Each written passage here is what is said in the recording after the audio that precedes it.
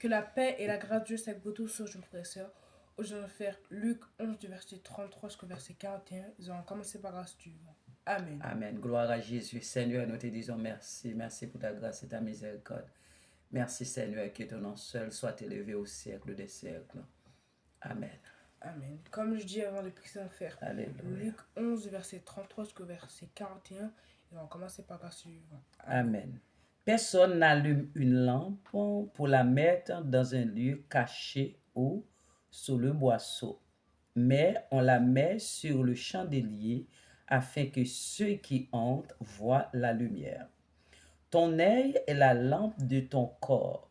Lorsque ton œil est en bon état, tout ton corps est éclairé. Mais lorsque ton œil est en mauvais état, ton corps est dans les ténèbres.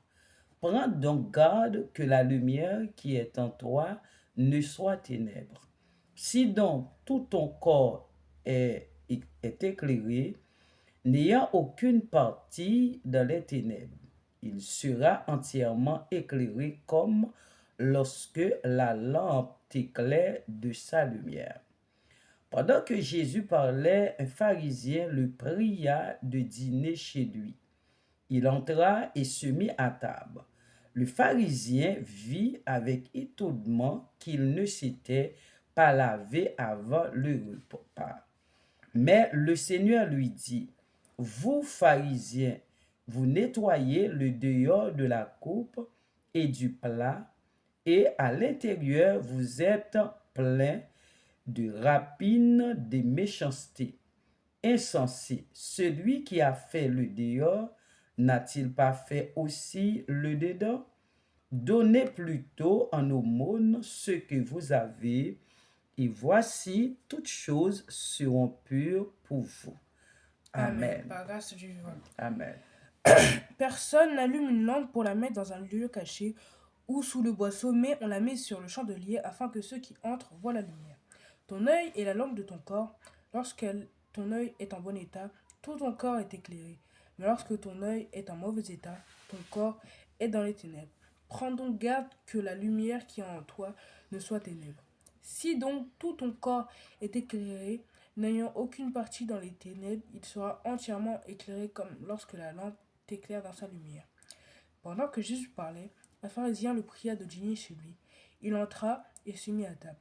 Le pharisien vit avec étonnement qu'il ne s'était pas lavé devant le repas, mais le Seigneur lui dit, vous, pharisiens, vous nettoyez le dehors de la coupe et du plat, et à l'intérieur vous êtes plein de rapines et de méchanceté. Insensé, celui qui a fait le dehors n'a-t-il pas fait aussi le dedans? Donnez plutôt en aumône ce que vous avez, et voici toutes choses seront pures pour vous. Amen. Amen. Amen. Comme on le fait à chaque fois, c'est toujours très important d'apprendre et de méditer la parole de Dieu. Amen. Et c'est ce qu'on fait à chaque fois, ce qu'on va faire aujourd'hui. Amen.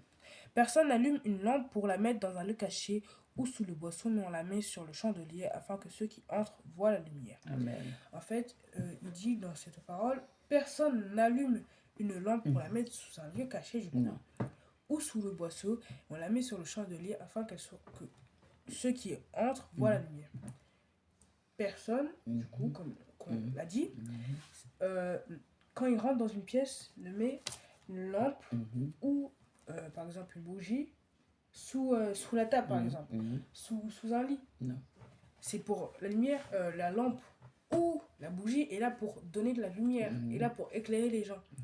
Et c'est tout de même aussi pour la parole de Dieu. Tu ne vas pas laisser la parole de Dieu une semaine, tu ne vas pas rester sans lire la parole de Dieu une semaine, 2 semaines, 3 semaines, un mois. Ni cacher la part. Rôle, voilà. Tu es là pour lire la parole, pour méditer la parole Et de parler Dieu. Parler de Dieu, du coup. Et du coup, ce serait insensé de faire ça. Ton œil est la lampe de ton corps. Lorsque ton corps est en bon état, lorsque ton œil est en bon état, tout ton corps est éclairé. Mais lorsque ton œil est en mauvais état, ton corps est dans les ténèbres. Du coup, ton œil est la lampe de ton corps. Quand ton œil est en bon état, comme ils l'ont dit, tout ton corps est éclairé. Quand tu as Jésus dans ta vie, tout ton corps est béni du Saint-Esprit. Mais quand ton œil est dans un mauvais état, quand ta relation avec Jésus se dégrade ou que tu n'as pas malheureusement de relation avec Jésus, tu n'es pas rempli du Saint-Esprit. Et comme ils disent, tu n'es pas éclairé, malheureusement. Prends donc garde que la lumière qui soit en toi ne soit ténèbres. Du coup, prends donc garde que celui que tu cherches, celui que tu veux, ou la lumière que tu as envie de voir, ne soit pas ténèbres, malheureusement. Et qu'au final, la chose, la personne, ou quoi que ce soit que tu recherches, ne soit pas une mauvaise chose, une épine dans ton pied qui pourrait t'amener dans le feu de la géhenne, malheureusement. Si donc tout ton corps est éclairé, n'ayant aucune partie dans les ténèbres, il sera entièrement éclairé, comme lorsque la lampe t'éclaire de sa lumière. Si donc tout ton corps, tout ton corps est éclairé, n'ayant aucune partie dans les ténèbres, il sera entièrement éclairé, comme lorsque la lampe t'éclaire dans sa lumière. Si tu as le Saint-Esprit en toi, que la puissance du Saint-Esprit coule dans tes veines, dans ton sang, au fin fond de tes os, tu sais qu'il y aura des ténèbres et tu sais que tu seras protégé à n'importe quel moment, à n'importe quel démon, bien heureusement. Et du coup, tu dois faire attention, bien sûr, que la lampe qui t'éclaire, que Dieu que tu sers, n'est pas le mauvais et qu'il soit bien le bon, du coup, que ce soit Jésus-Christ, et que par la même occasion, que dans toutes les parties de ton corps, tout soit éclairé, du coup, elles soient toutes remplies du Saint-Esprit. Pendant que Jésus parlait, un pharisien le pria de dîner chez lui. Il entra et se mit à table. Pendant qu'il parlait, à ce même moment, un pharisien a prié Jésus de venir manger chez lui. Il a accepté, ils sont allés chez lui. Le pharisien vit avec étonnement qu'il ne s'était pas lavé avant le repas. Le pharisien avait remarqué, malheureusement, que Jésus ne s'était pas lavé les mains avant le repas. Parce que les pharisiens avaient une règle, c'était... Beaucoup de coutumes. Ils avaient une façon de se laver les mains avant les repas, avant n'importe quelle chose à peu près, on va dire. Pas n'importe quelle, mais beaucoup de choses. Il y avait des façons très spécifiques à se laver les mains pour, soi-disant, être sain. Et pourtant, Jésus va dire quelque chose. Mais le Seigneur lui dit, vous pharisiens, vous nettoyez le dehors de la coupe et du pain. Et à l'intérieur, vous êtes plein de rapine et de méchanceté. Il leur dit, pourtant, vous-même, pharisiens, vous habillez bien, vous avez du statut, vous nettoyez rigoureusement, avec vigueur, et pourtant, à l'intérieur, vous êtes plein de méchanceté, plein de rapine. Vous faites des choses que pour vos intérêts. Et c'est la même chose pour l'homme.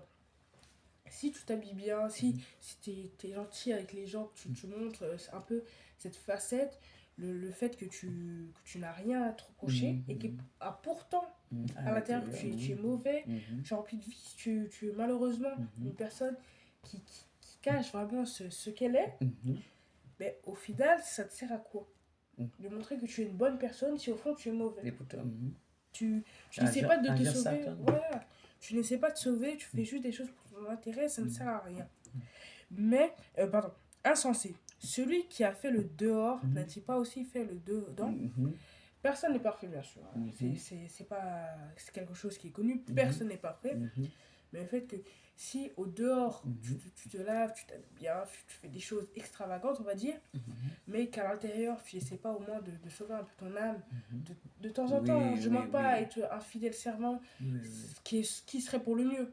Mais le truc, c'est que au moins si tu fais un minimum d'efforts, on sait que tu n'es pas une personne qui fait semblant, voilà. Une personne qui joue un rôle, comme on dit. Donnez plutôt en aumône ce que vous avez, et voici toutes choses seront pures pour vous. On dit ça, bien sûr, aux pharisiens, parce qu'on ne va pas donner tout ce qui est matériel, parce qu'après, Jésus non plus n'était pas pauvre, mais n'était pas riche, c'était une personne qui traversait partout, qui allait pour répandre sa parole. Du coup, il disait aux pharisiens, donnez plutôt en aumône ce que vous avez, c'est-à-dire en présent aux églises ce que vous avez. Et du coup, voici toutes choses seront pures pour vous.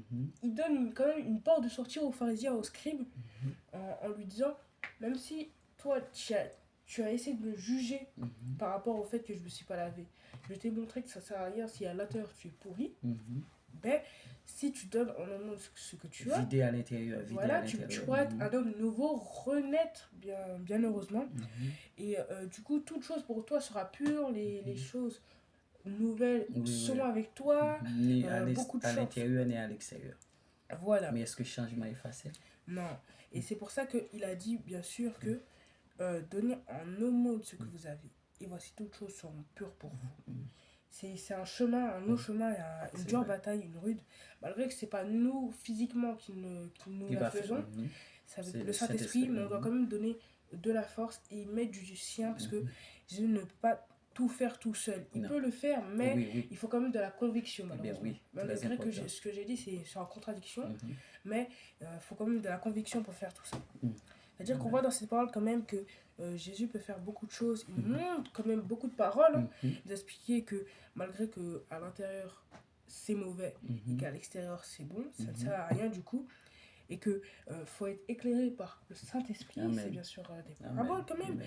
mais il faut être éclairé du Saint-Esprit. Mhm. Et même Et si pour- on et n'est pour pas avoir éclairé, du voilà, Saint-Esprit. faut rester au pied de la parole de Jésus. Mhm. Mais malgré qu'on n'est pas rempli du Saint-Esprit, il faut quand même essayer de le chercher, faire des Obligatoirement. efforts. Mhm. Pas montrer aux gens extravagants, Mhm. oui, je suis allé à l'église hier, créer dans tous les toits que oui, j'ai lu la Bible, j'ai lu ceci, cela, je suis allé à l'église, j'ai donné un tel d'argent, un tel Non, d'argent. non, non, Non, non, non, non. rester au pied de la parole de Dieu, Amen. de temps en temps, Avec sagesse de Dieu. lire la Bible, prier, aller à l'église comme tout le monde, et voilà. Amen. Ces petits gestes sont des grands pas pour l'homme. Amen. Amen. Amen. Que la Amen. parole de Nous disons le Seigneur merci pour sa parole. Nous devons rester au pied de Dieu Dieu. dans sa On va parole. prier pour la fin. Amen. Seigneur, nous te disons merci pour ta parole. Ta parole est la vie, la paix, la joie, la tranquillité. Merci Seigneur, que ton nom soit sanctifié, que ton règne vienne, que ta volonté de grâce et de miséricorde nous accompagne. Nous te disons merci au nom de Jésus. Amen. Que le Seigneur vous bénisse. Alléluia. Que le Seigneur vous bénisse, mes bien-aimés.